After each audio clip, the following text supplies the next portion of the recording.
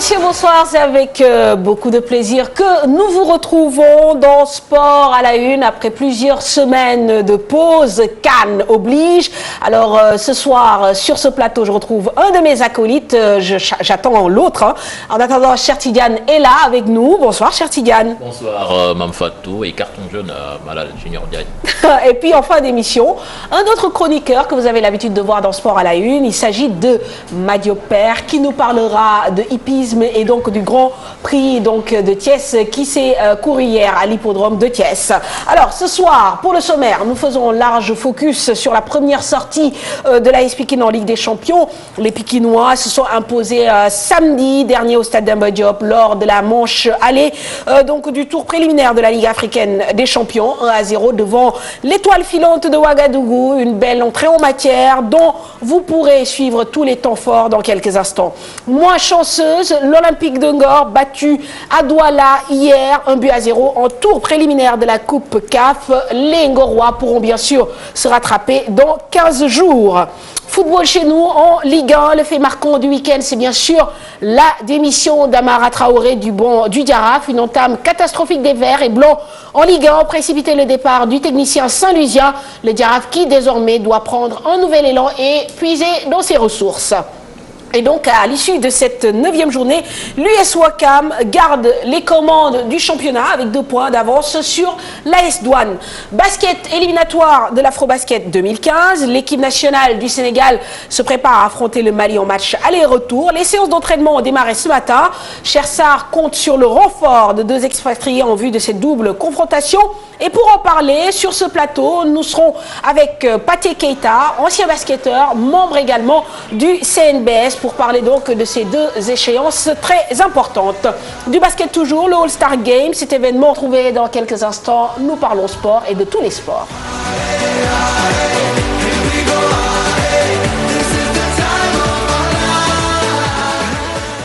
Monsieur Keita, bonsoir. Bonsoir, mon Fatou. Alors, ce soir, on va vous mettre à contribution. On parlera de basket, mais en deuxième partie d'émission. En attendant, vous allez suivre avec nous donc, le déroulé de l'actualité sportive. Et cher Tidiane, celle-ci commence par ce qui s'est passé samedi au stade Demba Diop. Oui, avec cette entrée en matière réussie, Mme Fatou Ndoye pour l'AS Pikine qui s'est imposé devant l'étoile filante de Ouagadougou 1-0. Un match que vous avez pu suivre sur les antennes de la Télé Futur Média en direct. Une rencontre âprement disputée où les Pikinois ont souffert pendant 45 minutes avant de se ressaisir en seconde mi-temps et marquer ce but précieux par l'intermédiaire de Cherouad à 10 minutes de la fin du temps réglementaire. Donc les temps forts de cette rencontre dans ce 13 minutes donc concocté par toute la rédaction de TFM.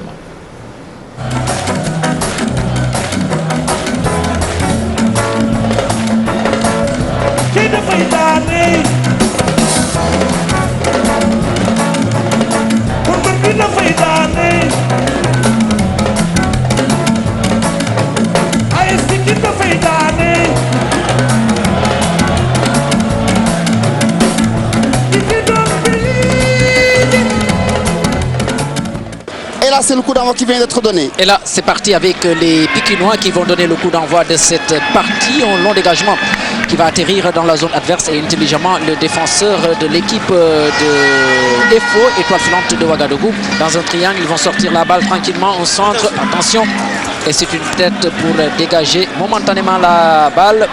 Finalement récupérée à nouveau par l'équipe de Ouagadougou qui semble vouloir en tout cas étouffer dès l'entame de partie, disons, AS Pikine, mais il va falloir gérer cela intelligemment et c'est une balle qui va atterrir finalement dans les bras de Pitissi. Et là sont les Pikinois. Mal négocié cette balle, finalement perdue.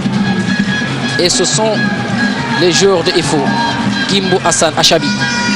On va changer d'alternative, finalement perdu. Et c'est une balle pour Karamba Diallo. Karamba qui était à l'AS Douane Tassirou, hein, qui a joué à l'AS Douane Karamba. Qui était à l'AS Douane, qui était aussi à Niaritali. À Niaritali, justement. Voilà. Donc il est parti à l'AS Pikine. Mais, cher Tidiane, il faut revoir le numéro 28 que je t'ai parlé tout à l'heure. Le numéro 28 de FO, Kimbo Hassan Achabi, oui.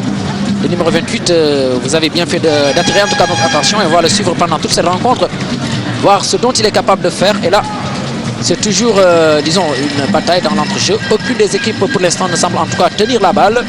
Et là, c'est une balle finalement récupérée par les Pikinois. Et c'est le dossard numéro 17, Mambakari Diop. Hein? Voilà. Équipe de l'AS Pikine.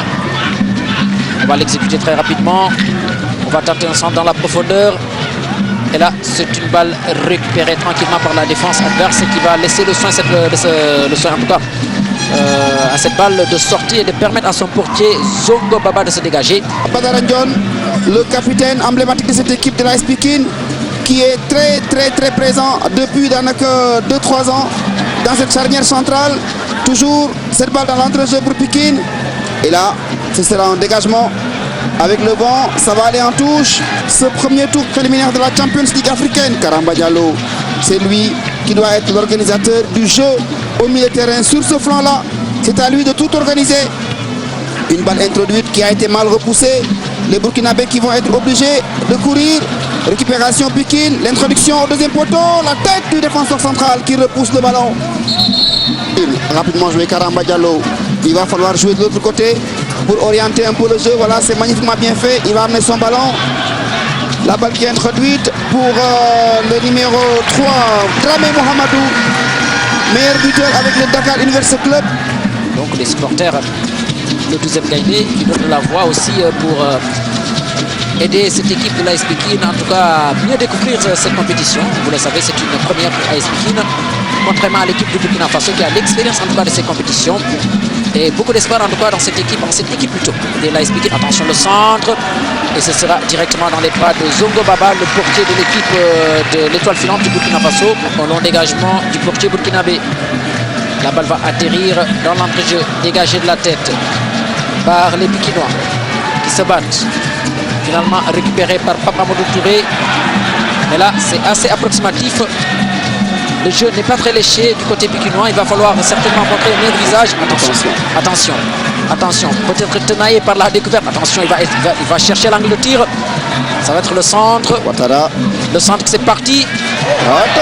Attention, c'est un danger. Et c'est finalement dégagé par AS Pikine. Et là, ils vont essayer de la sortir, cette balle, tranquillement. Les Wagalais. Et là, ce que Koufran l'arbitre ne siffle pas. Il fait signe de continuer. Le juge central burkinabé. Et là, les Pikinois vont essayer de sortir cette balle tranquillement, mais il va falloir qu'il y ait de la vitesse dans l'exécution de jeu. Il faut faire cela, sinon ça va être compliqué. Attention, action dangereuse, action offensive. Oh là là, c'est pas bien négocié. Tasnako, c'est la mi-temps. Voilà. Messieurs Malal Junior Diagne, Chertidiane Diagne et monsieur Tassirou Diallo pour la deuxième mi-temps. Je retrouverai Bamoufal en fin de match, Inch'Allah. Voilà, Mafatou, merci, c'est parti Chertidiane. Voilà, merci à Mafatou Ndoye. Attention, la partie a repris entre-temps.